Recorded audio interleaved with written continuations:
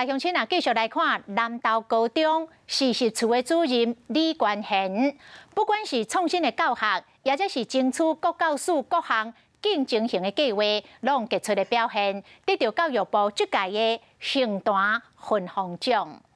伫南投高中服务满30年的主任李冠贤，除了结合新课纲推广师生的科技素养，嘛研发新课程，予学生多元学习。伊嘛摕到教育部111年度的圣坛分红奖。有这样子一个机会，可以来争取教育部的竞争型的计划，来挹注我们南投高中，提升我们的教学品质，改善及活化实习的教学场域。 伫李主任的带领，南投高中嘛伫109年度摕到5个金手奖，校长嘛真肯定伊的规划和执行能力。他也做了很多国中视讯入学的活动，感谢李主任在这方面的争取。李主任讲，这是全校师生共同打拼的成果，未来伊嘛会打造更较好的学习环境。